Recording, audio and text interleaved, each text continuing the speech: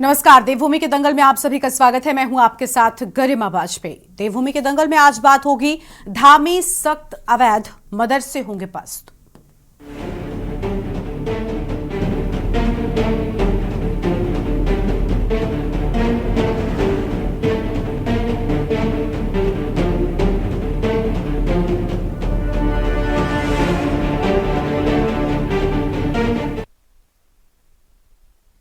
देवभूमि उत्तराखंड में मदरसों की जांच के मुद्दे पर एक बार फिर से सियासत गर्मा गई है। दरअसल राज्य के मुख्यमंत्री पुष्कर सिंह धामी ने अवैध मदरसों की जांच के आदेश दिए। मुख्यमंत्री के निर्देश के बाद उत्तराखंड पुलिस राज्य के सभी जिलों में मदरसों की गहनता से जांच करेगी और इसके तहत राज्य में संचालित सभी मदरसों की पारदर्शिता सुनिश्चित की जाएगी। इस जांच अभियान का मुख्य उद्देश्य अवैध गतिविधियों पर रोक लगाना और ये सुनिश्चित करना है कि सभी मदरसे कानूनी ढांचे के भीतर कार्य करें। तो वहीं मुख्यमंत्री ने पुलिस विभाग को 1 माह के भीतर इस संबंध में जांच रिपोर्ट सौंपने के निर्देश भी दे दिए हैं।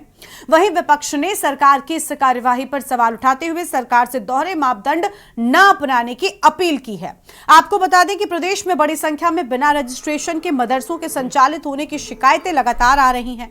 कई मदरसों के संचालन को बाहर से फंडिंग भी की जा रही है और साथ ही इनमें दूसरे राज्यों के छात्र छात्राएं भी अध्ययनरत है। इनमें अवैध गतिविधियों के संचालित होने की भी आशंका बनी हुई है और इस शिकायत को गंभीरता से लेते हुए मुख्यमंत्री पुष्कर सिंह धामी ने गृह विभाग व पुलिस मुख्यालय को इस संबंध में कार्रवाई करने के निर्देश दिए।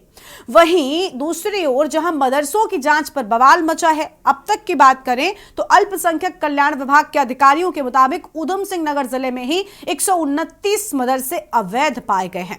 राजधानी देहरादून में भी 57 मदरसे अवैध रूप से चल रहे हैं और अब सरकार इसी तरीके के तमाम मदरसों पर अपना शिकंजा कसने जा रही है। सरकार को इस बात का भी डर है कि कहीं अन्य प्रदेशों से मदरसों में पढ़ने को लेकर दान और चंदे के नाम पर इन मदरसों में पढ़ रहे बच्चे व उनके अभिभावक कुछ समय बाद यहां के स्थानीय निवासी होने का दावा न करें। चर्चा आज इसी पर होगी। खास मेहमानों का पैनल हमारे साथ में होगा, लेकिन उससे पहले एक नजर आज के हमारे इस खास रिपोर्ट पर डालिए। उत्तराखंड की धामी सरकार एक बार फिर मदरसों की जांच करने जा रही है। तमाम शिकायतों का संज्ञान लेते हुए राज्य के मुख्यमंत्री धामी ने गृह विभाग और पुलिस मुख्यालय को इस संबंध में कार्रवाई करने के निर्देश दिए हैं। सीएम धामी ने पुलिस विभाग को 1 माह के भीतर रिपोर्ट सौंपने के निर्देश दिए। मुख्यमंत्री से निर्देश मिलने के बाद पुलिस अवैध गतिविधियों पर रोक लगाना और ये सुनिश्चित करना है कि सभी मदरसे कानूनी ढांचे के भीतर ही कार्य करें। अवैध चाहे मदरसे हों या अवैध अतिक्रमण हो, ये किसी भी कीमत पर देवभूमि उत्तराखंड में नहीं होना चाहिए। देवभूमि का एक मूल स्वरूप है। यहाँ के बारे में पूरे देश दुनिया के एक अलग सोच है, आस्था है, श्रद्धा का ये स्थान है, धर्म की, अध्यात्म की, आयुष की ये भूमि है। तो अतिक्रमण हम हटाएंगे और अवैध मदरसे उनका सत्यापन करने के लिए आदेश कर दिए गए हैं। अल्पसंख्यक कल्याण विभाग भी उसको देखेगा, जिलाधिकारी और पुलिस अधीक्षक उस पर पूरी निगरानी करते हुए वेरिफिकेशन ड्राइव भी चलाएंगे। माननीय मुख्यमंत्री जी के द्वारा निर्देश प्राप्त हुए थे, इसमें जो भी अपंजीकृत यहाँ मदरसे हैं या कोई जिसकी शिकायतें ज़्यादा प्राप्त हो रही हैं, इस तरह के जो धार्मिक स्थल है उनका सत्यापन किया जाए और उसमें संयुक्त टीम जो जिलाधिकारी महोदय की तरफ से बना दी गई है, जिसमें अन्य विभाग के साथ साथ पुलिस क्षेत्राधिकारी और एसडीएम भी रखे गए। जो ऐसे अपंजीकृत मदरसे हैं उनका वेरिफिकेशन भी करेंगे और अगर कोई अनियमितता पाई जाएगी तो उस संबंध में वो अपने स्तर से आवश्यक कार्रवाई भी करेंगे। बताया जा रहा है कि बीते 21 वर्षों में वक्फ बोर्ड की संपत्ति 2000 से बढ़कर 5100 हो गई है। राज्य के कई मदरसों के संचालन को बाहर से फंडिंग की जा रही है। साथ ही इनमें दूसरे राज्यों के छात्र छात्राएं भी अध्ययनरत है। इसको देखते हुए जांच के निर्देश भी दिए गए हैं। तो वहीं एक और जहां मदरसों की जांच पर बवाल मचा हुआ है। नहीं, बिल्कुल करिए। सरकार भले ही देर से जागी, नींद से जागी, लेकिन अगर सक्रियता सरकार में दिखाई पड़ रही है तो फिर केवल अवैध मदरसे नहीं, संवासनियों के क्या हाल हैं वो देखिए, बाल सुधार गृह में क्या हाल है वो देखिए, नशा मुक्ति केंद्रों में क्या हाल है वो देखिए, शिशु मंदिर कितने चल रहे हैं वो देखिए। आपको तो फिर समग्रता में पूरे प्रदेश की जांच करनी चाहिए। कहीं ना कहीं सरकार जो होती है वो सबके लिए होती है और उसको पूरा प्रदेश हित देखना होता है। म से मदरसा, म से मुसलमान, म से मजार, म से मस्जिद, ये म की राजनीति छोड़कर मुझे लगता है कि आपको सबका साथ, सबका विकास और सबका विश्वास पर ध्यान देना चाहिए, जो आपका खुद का नारा है। देखिए, ये कालखंड का तो आप नहीं कह सकते हैं, जब भी शुरू हुए हैं सरकार उसमें कार्रवाई कर रही है। निश्चित रूप से जो अवैध रूप से मदरसे चल रहे हैं और जो नौजवानों का भविष्य बर्बाद कर रहे हैं, निश्चित रूप से उन पर कार्रवाई होनी चाहिए। और मदरसों को रजिस्ट्रेशन कराने में क्या दिक्कत है? सरकार ने बहुत अच्छी पहल की है और उसमें जांच भी हो रही है। आज ही के पेपर में आप देखिए कि बहुत से मदरसे अवैध पाए जा रहे हैं, जिनका न रजिस्ट्रेशन है न कि कोई सोसाइटी रजिस्ट्रेशन है। ऐसे मदरसों के खिलाफ निश्चित रूप से सरकार द्वारा जो कार्रवाई की जा रही है वो अच्छी शुरुआत है और अच्छी पहल है, और इनके खिलाफ कार्रवाई होनी चाहिए। जो लोग अवैध रूप से छात्रों का भविष्य बर्बाद कर रहे हैं, इस तरीके की संस्थाओं को चला रहे हैं, निश्चित रूप से उनके खिलाफ कार्रवाई होनी चाहिए। ये मदरसे जो हैं, मदरसों का पहले से ही विवाद रहा है। हम तो स्पष्ट शिक्षा नीति चाहते हैं। कोई भी बच्चा अगर यदि चाहे मदरसे में शिक्षा ग्रहण करना चाहता है या शिशु मंदिर में शिक्षा ग्रहण करना चाहता है, उसकी प्राथमिकता सरकार को तय करनी चाहिए कि किस स्तर की आपको शिक्षा देनी है।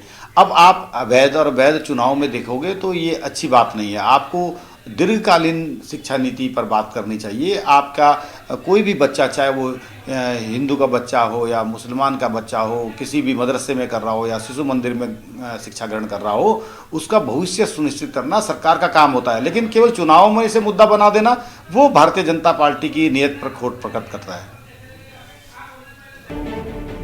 इसमें भी कोई दो राय नहीं है कि प्रदेश में कई मदरसे अवैध रूप से चल रहे हैं। शासन ने अवैध रूप से चल रहे मदरसों की जांच के आदेश दे दिए हैं। जिला प्रशासन स्तर से इसकी जांच चल रही है। सभी जिलों के डीएम जांच रिपोर्ट शासन को जल्द सौंपेंगे, लेकिन सरकार अभी से ही अवैध मदरसों को लेकर गंभीर है।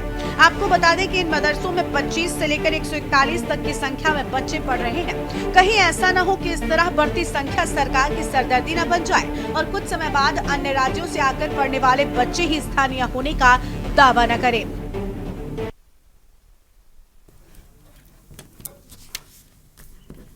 और देवभूमि के दंगल में आज इसी मुद्दे पर हम करेंगे विस्तार से चर्चा। खास मेहमानों का पैनल हमारे साथ में जुड़ रहा है और हमारे साथ में संजीव वर्मा जी हैं, प्रदेश प्रवक्ता भारतीय जनता पार्टी की ओर से। गिरिराज किशोर हिंदवान जी हैं, प्रदेश प्रवक्ता कांग्रेस पार्टी की ओर से। पीसी थपलियाल साहब हैं, वरिष्ठ यूकेडी के नेता हैं।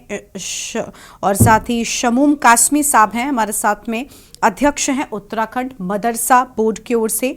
रतन मणि ढोभाल जी हमारे साथ में हैं, राजनीतिक विश्लेषक हैं। आज सबसे पहले हम शुरुआत कर लेंगे शमूम कासमी साहब के साथ में, अध्यक्ष उत्तराखंड मदरसा बोर्ड की ओर से। बहुत स्वागत सर आपका। सर, अवैध मदरसों पर शिकंजा कसा जा रहा है प्रदेश हित में, प्रदेश के लोगों के लिए।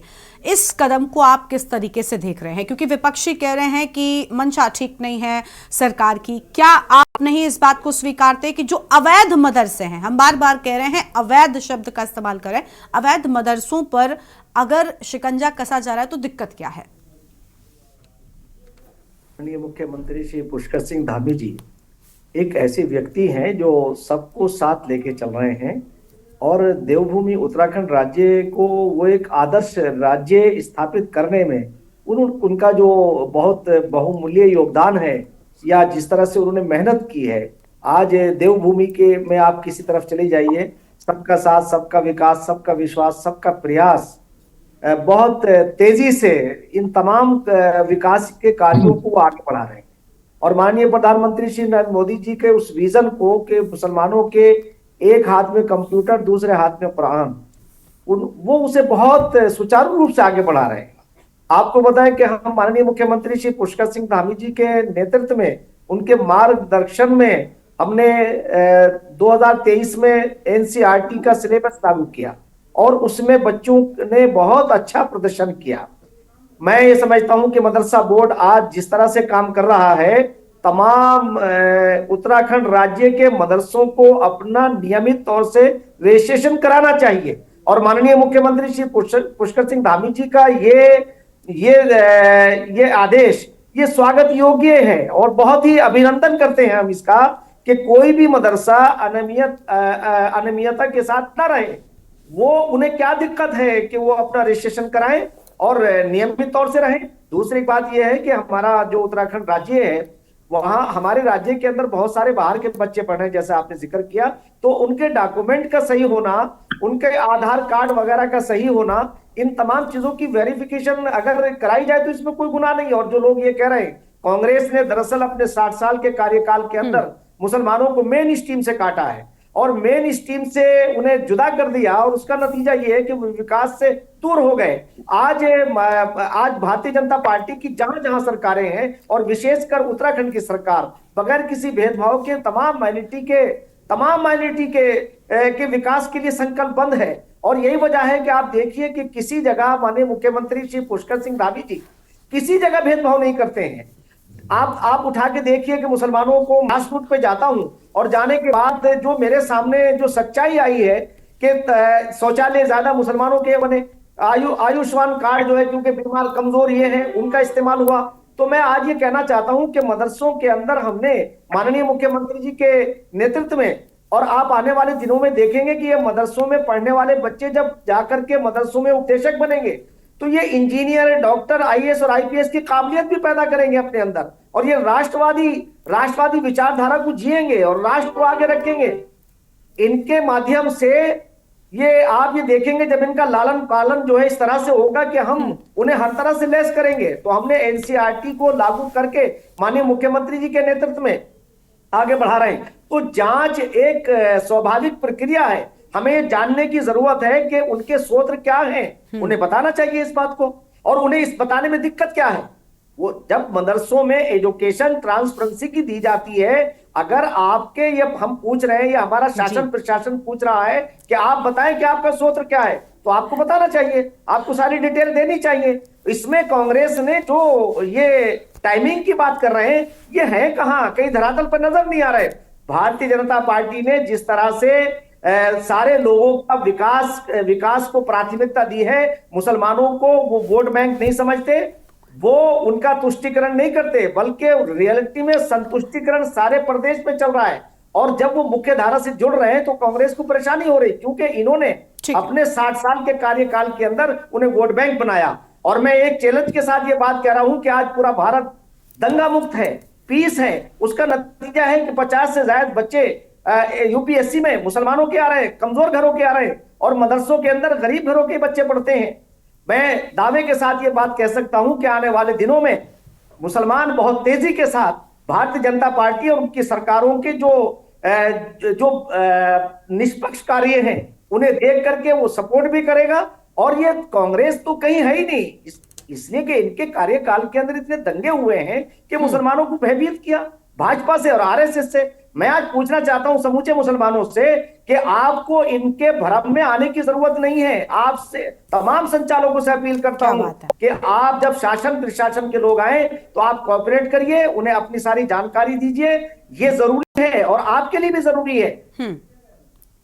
ठीक है सर, बड़ी अच्छी बात आपने कही कि कम से कम अगर कुछ भी इस तरीके की बात होती है, जांच के लिए टीम पहुंचती है, तो सबसे बड़ी बात की सहयोग जो है वो देना चाहिए, क्योंकि उसके बाद ही सच उजागर हो सकता है कि मुसलमानों को वोट बैंक की धारणा से कभी भी भाजपा ने नहीं देखा। आरएसएस एक राष्ट्रवादी विचार को आगे बढ़ाती है, और हम तो यही नहीं, आगे हम ये कर रहे हैं कि आपदा में हम इन मदरसों के बच्चों को शामिल करेंगे, क्योंकि हमारे राज्य के अंदर आपदा आती रहती है। नंबर 2, नियमित टीकाकरण 0 से 5 साल तक के बच्चे हम अवेयरनेस लाने के लिए, क्योंकि ज्यादातर अस्वस्थ बच्चे जो हैं उनमें होते हैं जो शिक्षित नहीं होते।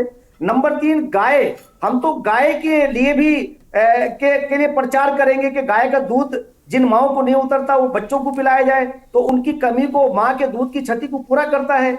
इसी तरह से आप जनसंख्या के ऊपर भी आपको बताएं कि जनसंख्या का कंट्रोल होना ये भी बहुत जरूरी है। कोई धर्म नहीं कहता कि आप जो है अपनी उतनी जितनी चादर है उतने पैर फैलाएं।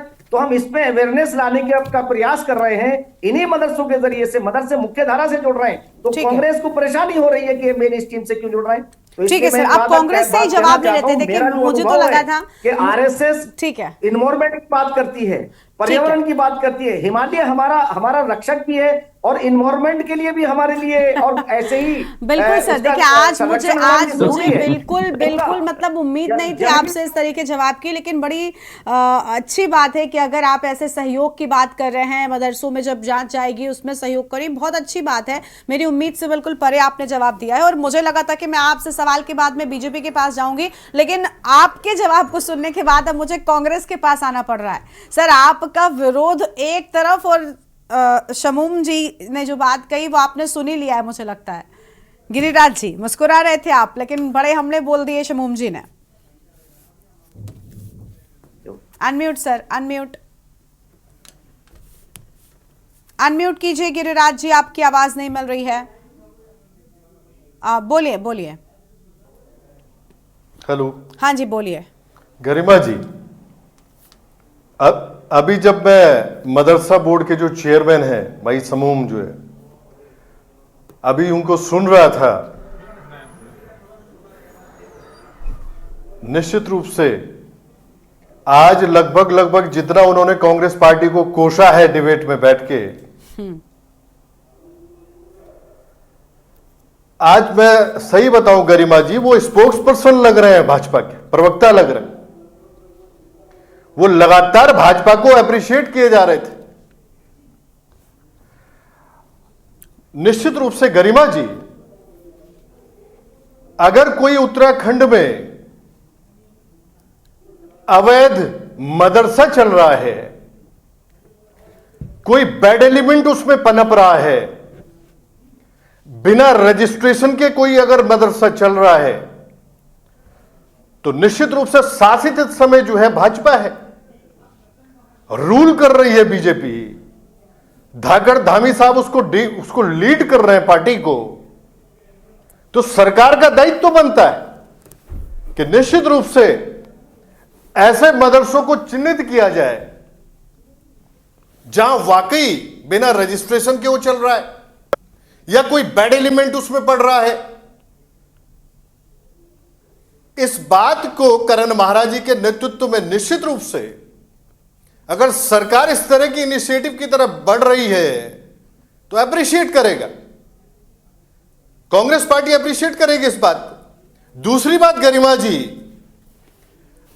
अभी मदरसा बोर्ड के चेयरमैन एक बात और कह रहे थे कि मदरसे में एनसीईआरटी की बात की उन्होंने, advance technology computer education software training को लिए हुए इस समय मदरसे हो रहे हैं। निश्चित रूप से वहां बच्चा एडवांस टेक्नोलॉजी की तरफ जा रहा है, जिसके मूल में निश्चित रूप से कंप्यूटर का युग जो शुरू हुआ है, इनको भूलना नहीं चाहिए कांग्रेस का काल कि राजीव गांधी, निश्चित रूप से राजीव जी जब प्रधानमंत्री हुआ करते थे तो इंफॉर्मेशन टेक्नोलॉजी इस देश में लाने का उन्होंने काम किया। निश्चित रूप से ये 60 वर्ष गिनवा रहे हैं लगातार, ये कोस रहे हैं कांग्रेस पार्टी को।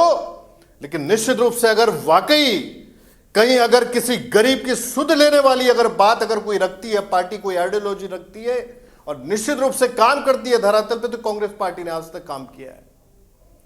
आज अगर ये सारी बातें मदरसों से रिलेट करती हुई बातें आ रही हैं, कांग्रेस पार्टी करण महाराज जी के नेतृत्व में अगर गरिमा जी इस बात को ला रही है कि ठीक ऐन चुनाव से पहले इनको याद आती है इन चीजों की, इन बातों की। आप कुछ समय से देख रहे हैं, कुछ डिबेट्स आउट हो भी चुकी हैं इसमें गरिमा जी। भाजपा निश्चित रूप से चुनाव से पहले भ्रमित करने का कार्य करती है कि जो जनमानस वाकई अब छोटी सरकारों के गठन की तरफ हम बढ़ने वाले हैं, चुनाव बिल्कुल सर में है। इस बीच में एक ब्रह्मास्त्र इनके पास होता है, निश्चित रूप से बार बार मैं डिस्कस में लाता हूं डिबेट में, जो इनकी कमान से निकलता है तीर और वो जाता है सांप्रदायिक तनाव की तरफ। ध्रुवीकरण की राजनीति अगर कोई सीखे तो भाजपा से सीखे। निश्चित गरिमा जी, ये पोलराइजेशन की राजनीति करते हैं और आज इनको अप्रिशिएट करने का काम, जो अभी कहा मैंने कि ज्यादा स्पोक्स पर्सन लग रहे हैं, निश्चित रूप से भाजपा के स्पोक्स पर्सन, मैं इसमें कहीं मुझे गुरेज नहीं है, जितनी बातें उन्होंने रखी लगभग भाजपा 50% उनके जो बोल थे, जो बातें थी, वो अप्रिशिएट करने में थी भाजपा को। अब आप स्वयं सोचिए, अप्रिशिएशन ठीक है, बनता है, कहीं पे अगर कुछ चीजें अगर अच्छी हो रही हैं तो कांग्रेस पार्टी कहां इसको डिनाई करेगी भाई? कहां कहेगी कि नहीं मुस्लिम बच्चे को जो है अच्छा एजुकेशन नहीं मिलना चाहिए, उसको कंप्यूटर परक उसको शिक्षा नहीं देनी चाहिए? कौन पार्टी इसको बोलेगी? कौन इसको बोलेगा? हम लोग स्वयं में अप्रिशिएट करते हैं कि अगर अच्छी दिशा में अगर वाकई सारे मदरसे जा रहे हैं, एडवांस टेक्नोलॉजी की तरफ जा रहे हैं, बहुत अच्छी बात है। लेकिन भाई सारे निश्चित रूप से सारी बातें चुनाव से पहले आप खोलते हैं इन चीजों पे, ये सेंसिटिव मुद्दे। आप लेके खड़े करते हैं, लोगों को भरमाने का कार्य करते हैं।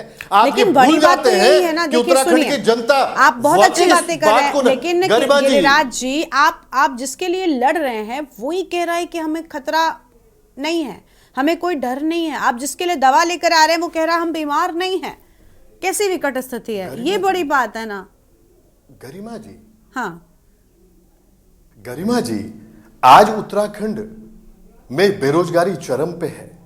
आज आप स्वयं सोचिए, महिला अपराध के क्षेत्र में ये प्रदेश जनरी बन चुका है। 9 पर्वतीय राज्यों में भाजपा इसको अव्वल दर्जे पे, पहले नंबर पे, पहले पायदान पे लेकर आ गई है। आप स्वयं सोचिए, सवाल क्यों नहीं बनेंगे? सवाल बनेंगे ना भाजपा से।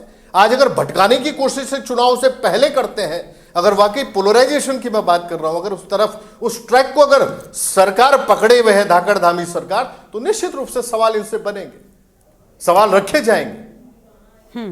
ठीक है, जी, ठीक है, गरिमा जी। ठीक है। हम बीजेपी से जवाब लेंगे, उससे पहले शमूम साहब कुछ कह रहे थे। सर आप जल्दी से कंप्लीट कर लीजिए, फिर हम उसके बाद बीजेपी को सुन लेते हैं। सर आपकी आवाज नहीं मिल रही है सर, अनम्यूट करेंगे प्लीज। शमूम जी जी जी, बोलिए सर, बोलिए, आपकी मैं आवाज ये आ रही है। मैं निवेदन कर रहा हूं आपके माध्यम से गिरिराज जी से पूछना चाहता हूं कि 60 साल का जो मैंने ब्यौरा रखा है वो मैंने तथ्यों पे आधारित रखा है। 60 साल के अंदर आप देखिए कि अगर किसी को शासन मिलता है तो बहुत लंबा शासन होता है। बिल्कुल, आपको वो वोट भी देते थे झोली भर करके, अब तक आपका ही वोट बैंक बने रहे, और आपने सिर्फ उनका तुष्टिकरण किया, संतुष्टिकरण नहीं किया, विकासकरण नहीं किया। अगर विकास होता तो आज गांव गांव में जाइए, खौफजदा हो जाते हैं, समूह भाई, डर जाते हैं। हमारे पास बहुत सारी उनकी बातें, हमने उनसे कहा तुम्हें सुन लीजिए अपने आप। सारी चीजों को बताइए, क्यों आप डर रहे हैं? तो उनके अंदर क्योंकि आपने खौफ पैदा किया आरएसएस और बीजेपी का नाम लेकर के, और उन्हें वोट बैंक बनाए रखा। मैं आपसे निवेदन करना चाहता हूं कि अगर आपका शासनकाल इतना ही अच्छा समूह था भाई। तो आप यहां से लेकर के उत्तराखंड से, देहरादून से लेकर के पूरे देश में चले जाइए, कोई डिस्ट्रिक्ट ऐसा बचा हुआ नहीं है जहां सांप्रदायिक दंगे ना हुए हों आपके दौर में। आप उसके बारे में क्या बताएंगे? मैं दावे के साथ ये बात कह रहा हूं, लाखों मुसलमानों की, हजारों हिंदुओं की हत्याएं ठीक है। हुई है सांप्रदायिक दंगों के चलिए अंदर। ठीक है शमूम जी, अब हम उनका आगे बढ़ते डिबेट में, और मेहमान हैं उनका भी रुख कर लेते हैं, उनकी भी बात समूम करते जी, हैं। मुसलमानों ठीक है को गिरिराज जी, आज इसके अब मूल में कौन था और वहां नहीं जाएंगे समूह? गिरिराज जी रुक जाइए। अरे इसके please। मूल में कौन था, वहां नहीं पहुंचेंगे। शमूम जी आप भी निश्चित रूप से आप राजनीतिक और रोटी मेहमान सेकने भी के लिए हैं आए हैं आज, डिबेट आज में। और समूह मेहमान भाई, भी चर्चा में आए हैं सर। ठीक है, बनाया, आप यही सुनिए, चलिए हो आपकी गया। वोट बैंक की धारणा से बाहर निकल आप करके आए। जिस ठीक है 60 सर, वर्षों ठीक को है। बोल रहे हैं, सुनिएगा, कांग्रेस पार्टी ने गिरिराज जी, IITs गिरिराज दिए। जी मैं कह रही हूँ ना आपसे, प्लीज शांत हो जाइए, मैं आऊंगी आपके पास में। शमूम जी प्लीज आप भी शांत हो जाइए, अपनी चर्चा को हम आगे बढ़ाएंगे और मेहमानों के साथ में चर्चा करेंगे। उससे पहले देवभूमि के दंगल में एक ब्रेक के लिए यहाँ पर रुकते हैं, चल लौटेंगे।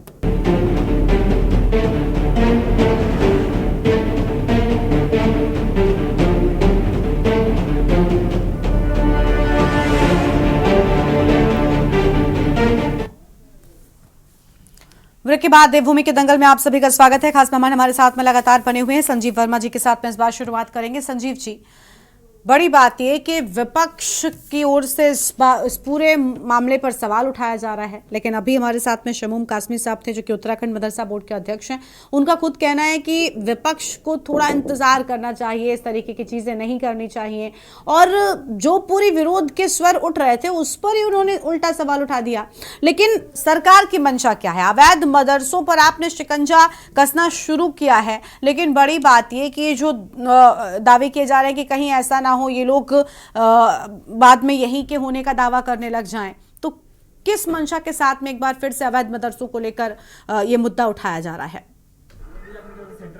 गरिमा जी, देखिए, सरकार पूरी शिद्दत के साथ कार्यवाही कर रही है और जितने भी अवैध मदरसे हैं उनके ऊपर लगातार कार्यवाही हो रही है, उनका चिन्हीकरण हो रहा है।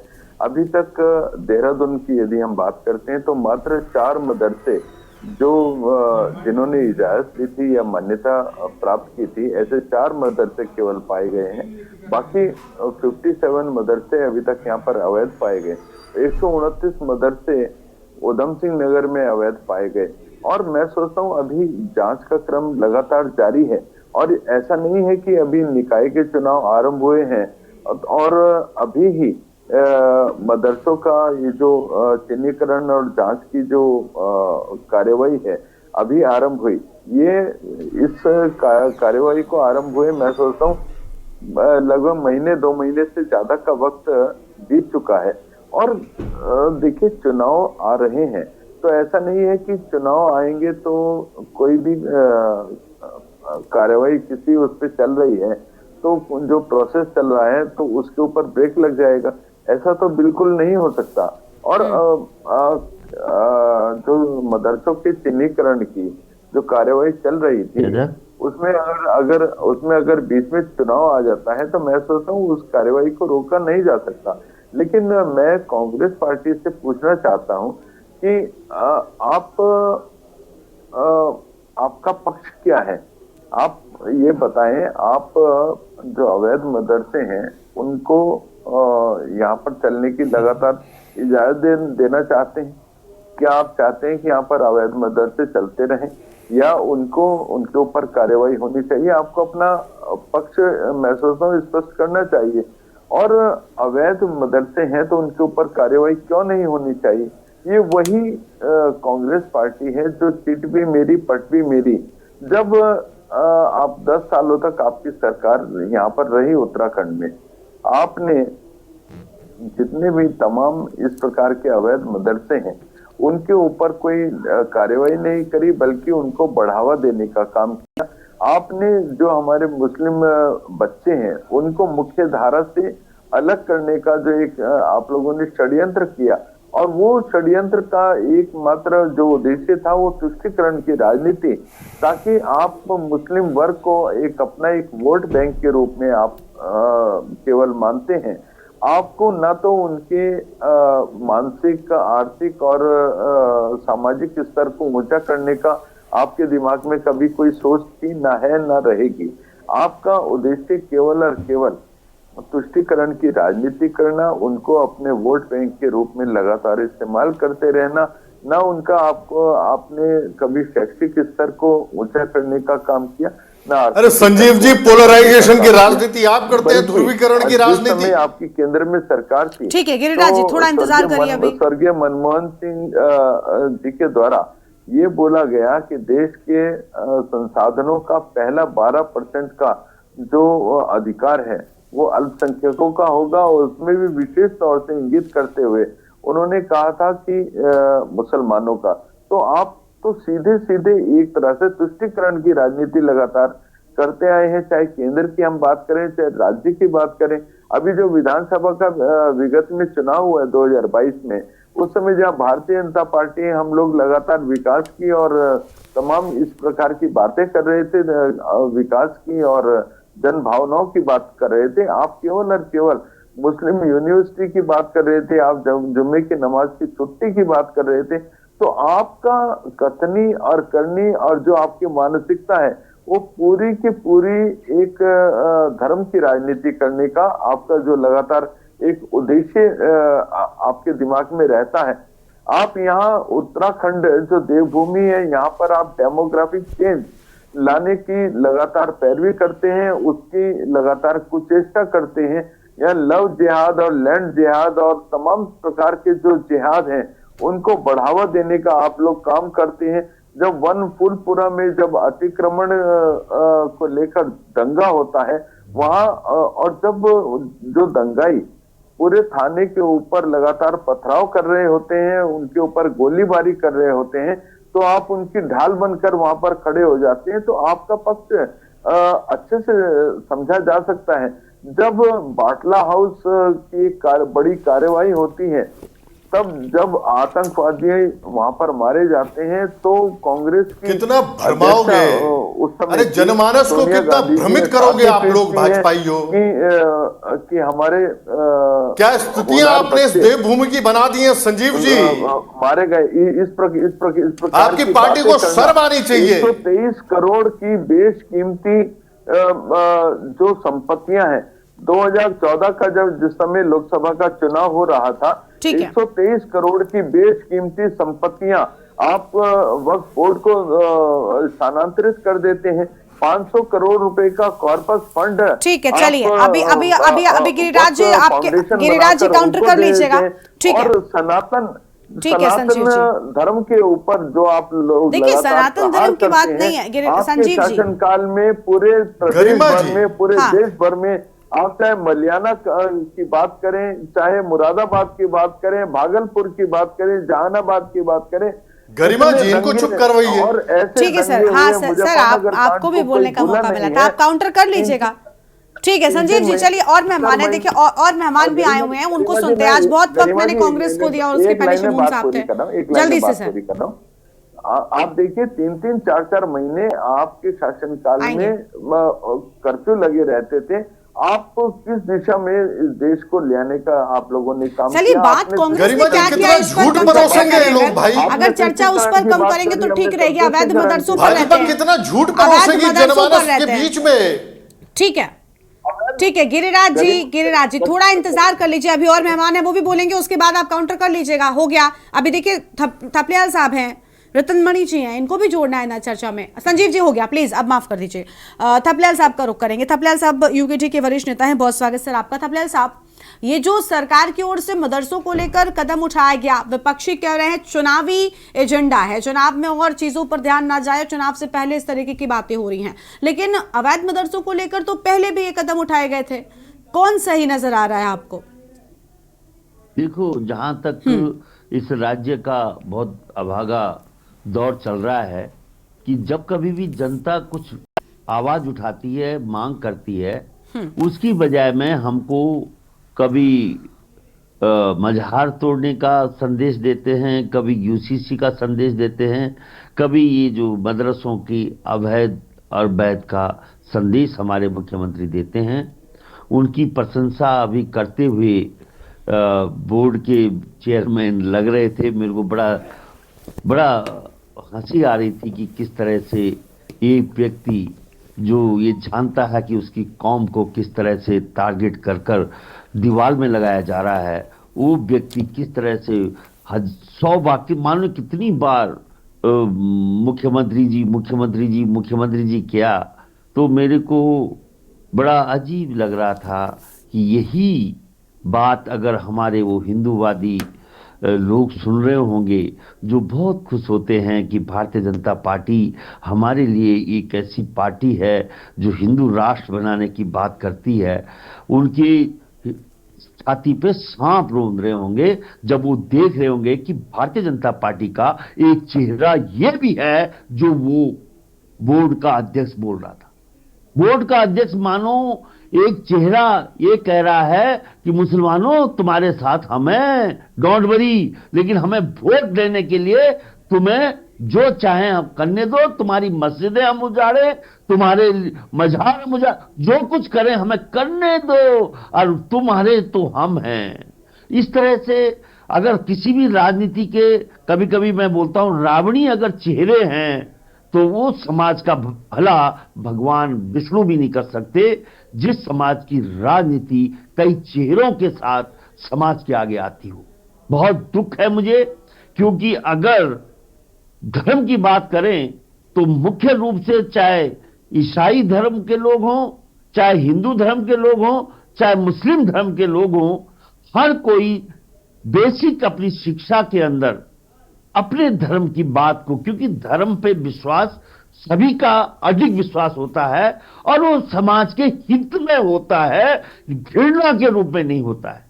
और उस घृणा का रूप जो राजनीतिक दल हमारे बीच में देते हैं, तो जिन जिन देशों ने विश्व में इसको धर्म को अपनी राजनीति का हिस्सा बनाया, उन देशों का बेड़ा गर्क होते हुए हमने देखा, और उसी के इंतजार में आज हम भी खड़े हैं कि किस तरह से मेरे देश की राजनीति धर्म को आगे लेते हुए संचालित की जा रही है।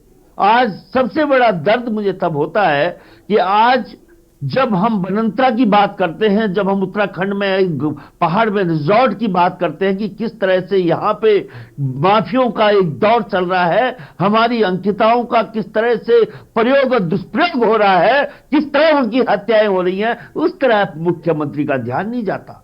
मुख्यमंत्री का ध्यान उन गरीबों के स्कूलों पे जा रहा है जो 2 चूर की रोटी कमाने के लिए भी आज त्रस्त है, आज इस युग में जहां दुनिया बहुत आगे बढ़ चुकी है।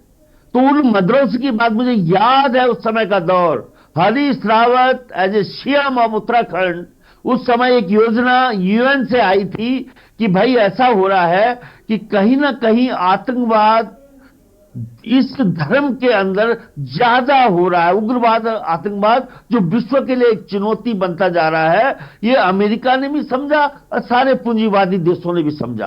तो उन्होंने ये कहा कि इनकी शिक्षा में कुछ परिवर्तन किया जाए, और उस परिवर्तन को मैंने खुद देखा कि किस तरह से मदरसों को ये दिया गया कि भाई इनको कंप्यूटर एजुकेशन दी जाए, इनको नॉर्मल वो शिक्षा दी जाए जो परंपरागत सारे समाज के लोगों को, सारे धर्म के लोगों को दी जा रही है।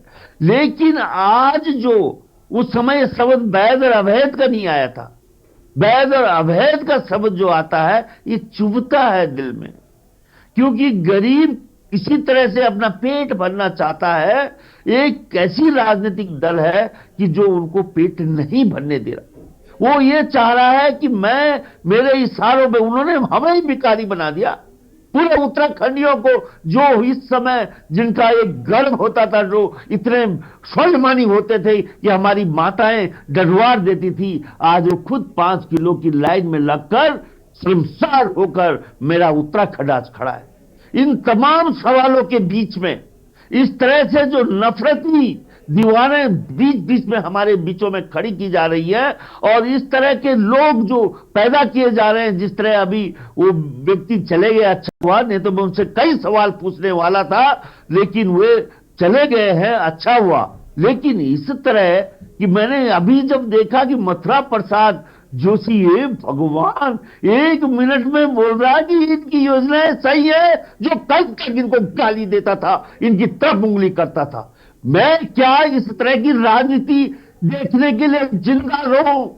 क्या मेरी 42 युवा ने इसलिए सादत दी कि ऐसे गद्दारों को हम सुने जो आज इस तरफ और कल उस तरफ करके इस कैसी राजनीति को इस राज्य में पनपा रहे हैं। दुख होता है हमें, दुख होता है, दुख होता है हमें कि किस तरह से हमारी जो जीवन, शिक्षा, स्वास्थ्य, रोजगार की जो समस्याएं है उसको दरकिनार करके तुमको डेमोग्राफी बदलती हुई दिखाई देती है।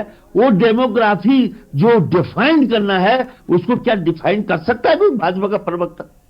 क्या पहाड़ियों ने देहरादून की डेमोग्राफी नहीं बदली है? हमने बदली है डेमोग्राफी देहरादून की। यह देहरादून मेरठ डिवीजन में होता था, यहां पे सुकून से लोग रहते थे।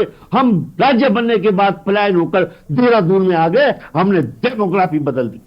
आज सारे विधायक हमारे बन रहे हैं, आज संसद हमारे बन रहे हैं, हमने डेमोग्राफी बदल दी।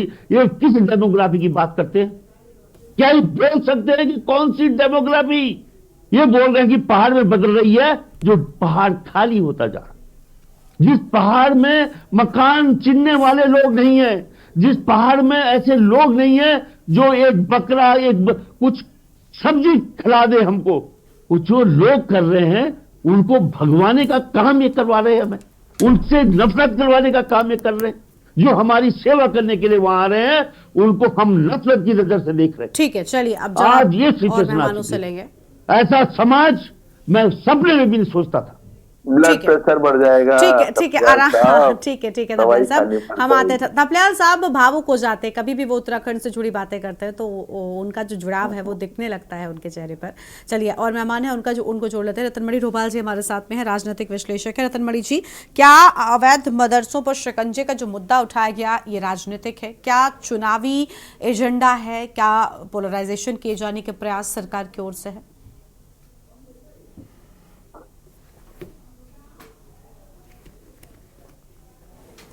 Unmute sir.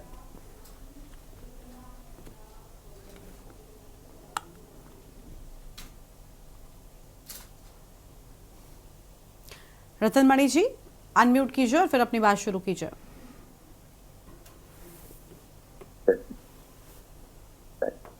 बोलिए सर, बोलिए सर, अपनी बात को शुरू कर सकते हैं। अनम्यूट करो सर। हाँ जी सर, बोलिए, आपकी आवाज मिल रही है हमें?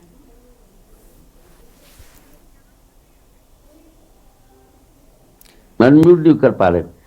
रतनमणि जी की आवाज नहीं मिल पा रही है हमें।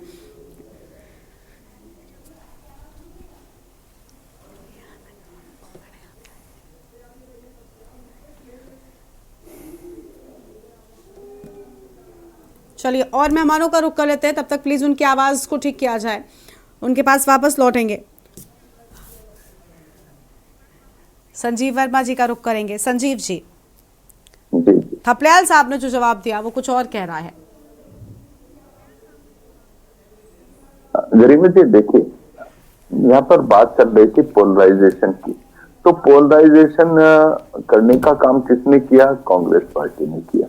हमने कोई भी चुनाव आता है, हम जनता के बीच जाते हैं, जन भावनाओं के को लेकर जो जनता की अपेक्षाएं होती हैं उसके ऊपर भारतीय जनता पार्टी कैसे खरा उतरे, कौन कौन से विकास योजनाएं वो चाहते हैं, कौन से इंफ्रास्ट्रक्चर का डेवलपमेंट वो चाहते हैं, हम लगातार इस बात के ऊपर अपना तमाम चुनाव को भी केंद्रित रखते हैं और जनभावनाओं के अनुरूप हम लोग लगातार काम करते हैं। किंतु कांग्रेस पार्टी जो लगातार नेगेटिव राजनीति करती है, ये हर चुनाव को धर्म की राजनीति के चश्मे से देखती है, धर्म के चश्मे से देखती है और हर चीज पर धर्म की राजनीति करती है। अभी आप ये जो मदरसों का, अवैध मदरसों का चिन्हीकरण की बात, ये मुद्दा कोई आज का मुद्दा नहीं है गरिमा जी। मैं सोचता हूँ हम लगभग 2 महीने पहले इस मुद्दे के ऊपर डिबेट कर चुके हैं जी। तो उस समय तो नगर निगम का चुनाव नहीं था, तो जब से ये चिन्हीकरण की कार्यवाही लगातार चल रही है और वो अनवरत जारी है। अब ये देखिएगा, अगर कोई जांच चल रही है, कोई अपराध होता है या कोई कुछ भी होता है, तो चुनाव को दृष्टिगत रखते हुए हम उसके ऊपर कार्यवाही को रोक तो नहीं देते, वो कार्यवाही तो लगातार गतिमान रहती है। और यहाँ पर भी अवैध मदरसों के चिन्हीकरण की कार्यवाही लगातार जारी है। तो और कांग्रेस पार्टी, जिनको हर चीज में अपना नफा नुकसान देखने की आदत पड़ गई है, अब इससे आपको नुकसान हो रहा है, फायदा हो रहा है, ये आपका विषय है, ये इसके ऊपर आकलन करना आपका विषय है। हमारी सरकार इसके ऊपर कार्रवाई कर रही है, पहले से कार्रवाई कर रही है। ये ऐसा तो नहीं कि चुनाव को दृष्टिगत रखते हुए कल ही इसके ऊपर आदेश दिया गया हो। और आप जिस तरह से बातें करते हैं, हमारी सरकार गरिमा जी सबका साथ, सबका विकास और सबका विश्वास की लगातार बात करती है। ये तुष्टिकरण नहीं बल्कि संतुष्टिकरण की नीति पर हम लोग काम करते हैं। जो मुस्लिम समाज है उसको हुनर योजना जो हमारी केंद्र सरकार के द्वारा आरंभ की गई है, और एक हाथ में नमाज और एक हाथ में लैपटॉप, यानी कि हमारा जो मुस्लिम वर्ग का जो हमारा बच्चे हैं, जो युवा हैं, उनको धार्मिक शिक्षा भी लेने का अधिकार है, लेकिन साथ ही साथ देश के मुख्य धारा से भी आप जुड़ें और लगातार देश में और समाज के उसमें अपना योगदान भी दें। तो इस दिशा में हम लोग लगातार काम कर रहे हैं। हम कांग्रेस की तरह नहीं कि जो बोलते थे कि 12% का जो अधिकार सबसे पहले मुस्लिम वर्ग को हमने देना है, लेकिन करा कुछ नहीं। उन्होंने करा तो सनातन को तो रोक दिया, हम दो हमारे दो बोलकर, और मुस्लिम वर्ग को, अल्पसंख्यकों के लिए बोल दिया कि आपको खुली इजाजत है 4 बीबी 44 बच्चे। तो आप ये जो आपका दोहरा मापदंड था, आपने, यदि आप मुस्लिम धर्म के अल्पसंख्यकों के इतने बड़े हितैषी थे, तो क्यों नहीं आपने मातृशक्ति के ऊपर जो अत्याचार लगातार मुस्लिम समाज में होते रहे, जहां 3 तलाक की कुप्रथा लगभग 75 सालों तक अनवरत जारी रही, जहां पर हलाला और इज्जत की जो एक कुप्रथा थी उसको आपने लगातार जारी रखे रखा। आपके पास समय था, आपकी सरकार थी, आप चाहते तो उसके ऊपर आप कानून ला सकते थे और मुस्लिम बहनों को इससे मुक्ति दिला सकते थे।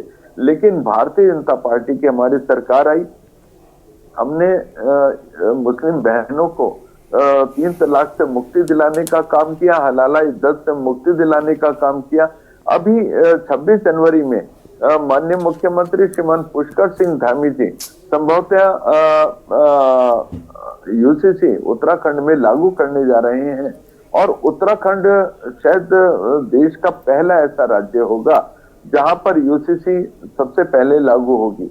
और एक न केवल यूसीसी बल्कि तमाम इस तरह के एक तरह से सामाजिक चेंज लाने वाले लगातार इस तरह के काम हो रहे हैं।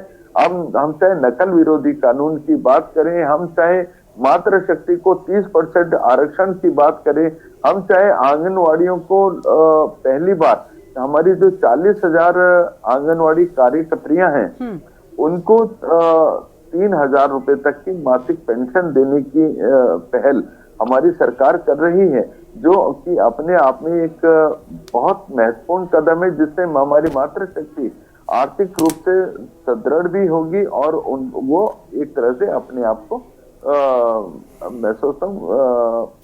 समर्थ भी महसूस करेंगी। क्योंकि आप लगातार इस तरह के हमारी सरकार जो इंफ्रास्ट्रक्चर का जो डेवलपमेंट है, अभी आप देखें लगभग 2.5 लाख करोड़ रुपए की जो इंफ्रास्ट्रक्चर की योजना परियोजना गरिमा जी इन्हीं से बुलवाएंगे आप, लगातार जारी है। ठीक है। रोजगार को बढ़ाने में लगातार लगातार बोले जा रहे हैं, रूप में काम कर रही है। गिरिराज जी, मैंने शुरुआत आपसे ही की थी, आपने भी बोला है। ठीक है, मैं आती हूँ आपके पास में। चलिए संजीव जी अब जवाब ले लेते हैं। गिरिराज जी कुछ कहना चाहते हैं काफी देरी से। गरिमा जी, मैं एक लाइन में अपनी बात पूरी कर रहा हूँ। गरिमा जी देखिए, जब गरिमा हम जी की बात करते हैं, अभी मैं भाजपा के जो सम्मानित प्रवक्ता संजीव जी को सुन रहा था, जोर से दर्द हो हाँ ठीक है, संजीव जी सुन लीजिए। संजीव जी अब सुन लीजिए, फिर वो मुझ पर अभी आरोप लगाएंगे। प्लीज संजीव जी सुन लीजिए। आप ठीक है। गिरिराज जी आप बोलिए। मैंने गिरिराज जी आपको वक्त दिया, शुरुआत मैंने आपसे ही किया था। अब आज डिबेट में मौलाना साहब भी बैठ गए और उन्होंने आपको लेकर इतनी बड़ी बातें कह दी। उसका गुस्सा आप मुझ पर निकालेंगे क्या? मैं ये नहीं समझ पा रही हूँ। मौलाना साहब का गुस्सा आज आप मुझ पर निकाल रहे हैं। गुस्सा नहीं हो रहा हूँ। हाँ बताइए सर। गरिमा जी बिल्कुल भी गुस्सा नहीं हो रहा हूँ। सुनिएगा, अभी प्रवक्ता महोदय भाजपा के कह रहे थे कि 2 महीने पहले भी इस पे डिबेट हुई थी। हाँ सर बिल्कुल, तब तो निकाय चुनाव नहीं थे। अरे भाई 1 वर्ष के सुनिएगा गरिमा जी, संजीव जी आप सुन लीजिए प्लीज। हो चुका है लगभग जो कार्यकाल था निकाय का पूर्ण हुए। 2 दिसंबर 2023 को निकाय का जो कार्यकाल पूर्ण हो जाता है इस प्रदेश में। आप 1 वर्ष तक लिंगर ऑन करते हैं चुनाव को, सख्त टिप्पणी कोर्ट करता है, उसके बाद भी आप नहीं चेतती आपकी सरकार। आप कहते हैं नहीं जी 2 महीने पहले भी सारी चीजें हो रही थी, डिबेट हो रही। संजीव जी अब बीच में नहीं बोलेंगे आप प्लीज। संजीव जी महाराज जी के नेतृत्व में कि निश्चित रूप से भाजपा पोलराइज करने के पोलराइजेशन की तरफ। संजीव जी कोई मतलब नहीं है ना 2 लोगों के एक साथ बोलने का। प्लीज संजीव जी प्लीज शांत हो जाए, गलत बात है प्लीज। मैं 2 लोग एक साथ बोलते कुछ नहीं होता है प्लीज। आज अगर बात निश्चित रूप से गरिमा जी, आज अगर बात अवैध मदरसों की बात हो रही है, अवैध मदरसे चल रहे हैं प्रदेश में, तो कांग्रेस पार्टी निश्चित रूप से कहती है करण महाराज जी के नेतृत्व में आप उस पे आप पूरी तरह से जो है आप उस पे वाकई एक्शन लीजिए। प्रदेश में आपकी सरकार शासित है, लेकिन आपका ध्यान नहीं जाता है। आपका ध्यान पर्वतीय क्षेत्र में जो विकास शून्य पर्वतीय क्षेत्र हो चुका है। अभी इन्होंने कहा थपलियाल जी को कि ब्लड प्रेशर हाई हो जाएगा। थपलियाल जी जो बात अपनी रख रहे थे, अरे संजीव जी वो अपनी पीड़ा रख रहे थे। निश्चित रूप से गांव में जब उनका जाना होता है, आपने कभी पहाड़ की तरफ नहीं देखा है। आप एसी में रहते हुए सारी डिबेट्स करते हैं यहाँ पे। आप एसी में रहते हैं, देहरादून राजधानी में रहते हैं। आपने उस पहाड़ में आखिरी पायदान का जो ग्रामीण है, जो आज भी हेल्थ फैसिलिटीज के लिए पूछ रहा है धन सिंह से, आपके स्वास्थ्य मंत्री से, कि मुझे फैसिलिटीज नहीं मिल पा रही है पूरी तरह से हेल्थ फैसिलिटीज। आज वो वाकई आखिरी पायदान का ग्रामीण पूछ रहा है कि मेरे बच्चे को अच्छा एजुकेशन नहीं मिल पा रहा है। वो जवाब है आपके पास। वही पीड़ा अभी व्यक्त कर रहे थे थपलियाल जी, संजीव जी, लेकिन नहीं आप बोलेंगे। वाकई महिला अपराध के क्षेत्र में आप अव्वल दर्जे पे ले आए इस प्रदेश को। सहमत सहमत हम ये नहीं कह रहे हैं। महिला अपराधों पर भी जब हमने डिबेट की है, गिरिराज जी सुनिए, हम ये नहीं कह रहे हैं, आप जो मुद्दे उठा रहे हैं, चाहे महिला अपराध हो या बेरोजगारी हो, पलायन हो, इन सारे मुद्दों को लेकर हमने सरकार को खूब घेरा। हम ये नहीं कह रहे कि आप गलत बात कह रहे हैं। बात तो भाजपा से, सवाल भाजपा से खड़े हो रहे हैं। हाँ भाजपा को ही हमने घेरा है। आउट करती हैं गरिमा जी, इन सारी बहुत अच्छा इन सारी चीजों को लेकर सर हमने सवाल किया है, और ये बिल्कुल ठीक बात है कि एनसीआरबी के आंकड़ों में महिला अपराधों में आगे लेकर गए, लेकिन अवैध मदरसों पर आप चुनावी एजेंडा बात रख रही है, जोड़ेंगे तो कैसे माना जाए? और जब उत्तराखंड मदरसा बोर्ड के अध्यक्ष जी ही आपकी बात को मानने को तैयार नहीं है, तब तो बात और हो जाती है ना। चुनाव अगर सुनिएगा, अगर नगर निकाय चुनाव अगर 1 वर्ष तक लिंगरों इस सरकार की वजह से होते हैं, छोटी सरकारों के गठन के बिना वो जनमानस जिसको वाकई लोकल बॉडी छोटी सरकार चाहिए होती है, वो अगर वाकई शुद्ध अगर परेशानी की मुद्रा में है तो ये बात विपक्ष रखेगा। चलिए निश्चित रूप से डिबेट में। चलिए, अच्छी बात है विपक्ष मुद्दे उठाए, जनता से जुड़ी चीजों को उठाए, बशर्ते जनता उन चीजों को स्वीकार करे और मजबूत विपक्ष बनकर निकले। चलिए, बहुत शुक्रिया आप सभी मेहमानों का हमारे साथ जुड़ने के लिए, चर्चा में आने के लिए, अपनी बात रखने के लिए। तो मदरसों को लेकर शिकंजा कसा जा रहा है, लेकिन दूसरी ओर विपक्ष है जो कह रहा है कि ये चुनावी एजेंडा है और चुनाव से पहले इस तरीके के काम सरकार की ओर से हर बार किए जाते हैं। देवभूमि के दंगल में इतना ही। आप देखते रहिए न्यूज़ इंडिया। नमस्कार।